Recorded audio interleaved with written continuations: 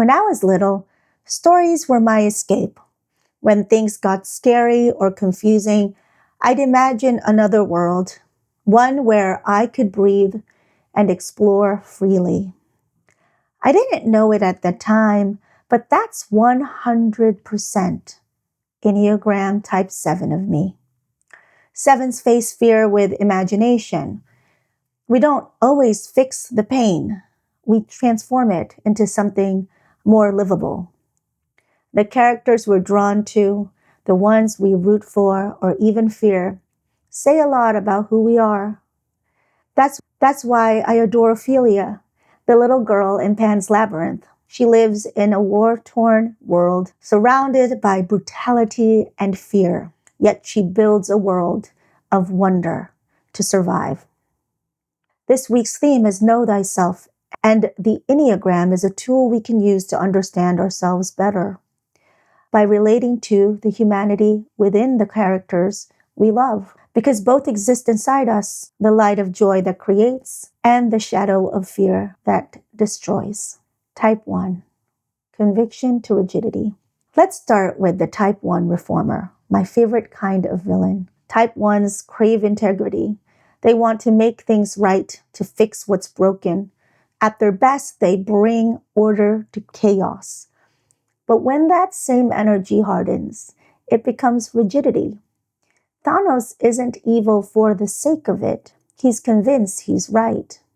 To him, wiping out half the universe is mercy.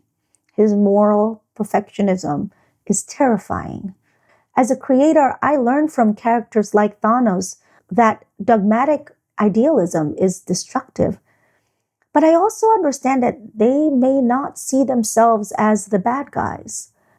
Type 2, care to control. Wesley and Buttercup, The Princess Bride. In my favorite movie of all time, The Princess Bride, Wesley's "as you wish" isn't submission, it's devotion. Love expressed through service, not self-erasure.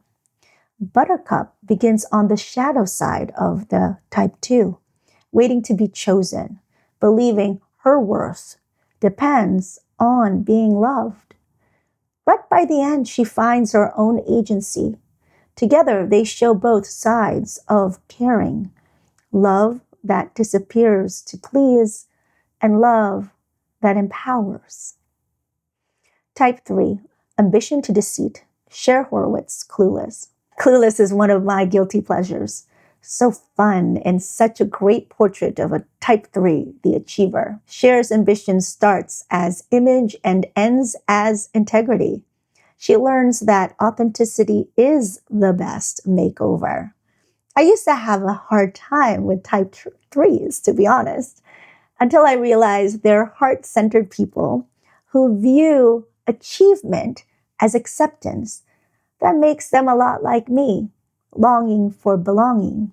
Type 4, depth to despair. Miles, Sideways. Sideways is a cult classic I watched in my early 20s, and it's responsible for making me love Pinot Noir. Miles is the quintessential for the individualist who feels everything but hides behind irony and wine. He romanticizes failure the way some people romanticize love. His redemption doesn't come from brilliance. It comes from vulnerability. When he finally lets someone see him, the art returns, and so does life. I used to find him annoyingly emotional. Get over yourself, Miles. There's a beautiful woman in front of you talking about wine. But now I see his idiosyncrasies makes him human and deep. Type 5, wisdom to withdrawal. Sherlock Holmes. Sherlock Holmes is the ultimate investigator. Brilliant, observant, endlessly curious. But for all his intellect, he struggles to connect and ends up isolated sometimes. Growth begins when understanding people matters as much as solving their mysteries. And I'll admit, Henry Cavill's Sherlock in Enola Holmes is my ideal man. Intelligent, strong, sophisticated. Maybe he's a little too perfect. Shouldn't Sherlock be a bit dorkier? Type 6, loyalty to paranoia. Carmi Borzato, the bear. Sometimes watching the bear raises my blood pressure. It's intense, chaotic, but also beautifully human. Carmi's loyalty fuels excellence and anxiety in equal measure.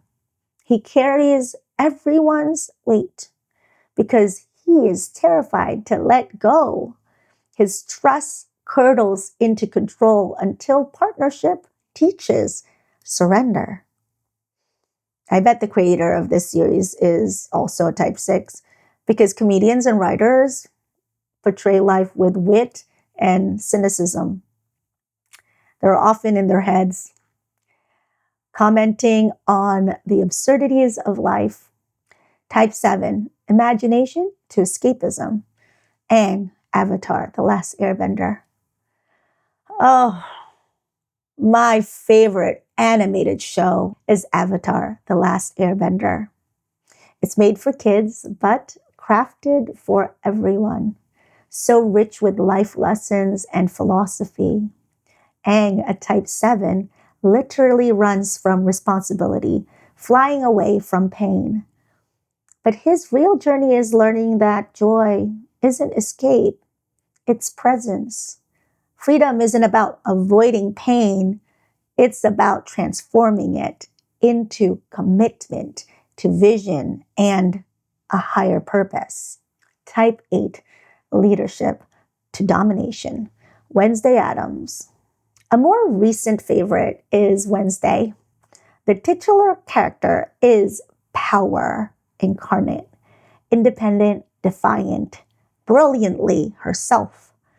And I just love how Jenna Ortega plays her, cool, dry, detached. But when type 8 energy forgets empathy, it turns into domination. Her growth is learning that leadership isn't about control, it's about connection. Type 9, peace to passivity. Frodo Baggins, The Lord of the Rings. And finally, J.R.R. Tolkien's Frodo Baggins in The Lord of the Rings is an unlikely hero, a quiet soul who just wants peace, like every type 9 does. But Frodo's yearning for peace turns to numbness, a passivity easily seduced by the ring's power. This nearly cost the Fellowship their mission. That's the paradox of the peacemaker. Avoiding conflict creates it. True peace isn't withdrawal. It's the courage to stay awake in the struggle, to transmute chaos into purpose, not succumb to its poison. Each of these stories show the same human truth. Every light has a shadow. Every virtue can harden into vice. And every relationship we love, romantic, creative, or adversarial, mirrors our own inner dialogue between love and fear. And when I connect with these characters, I see pieces of myself. The dreamer who escapes, the helper who overgives, the loyalist who worries, the leader who protects too fiercely. The stories and characters we love aren't random. They're reflections of us and our humanity. And we are not perfect creatures, and we are not flat caricatures. We are multi-dimensional beings here on earth to connect with and create with purpose. If this episode resonated with you, please like and subscribe. When you do, you're making a difference because proceeds from this channel go to WeExcel.org, our nonprofit that empowers youth through creativity in this age of AI. Together, we excel.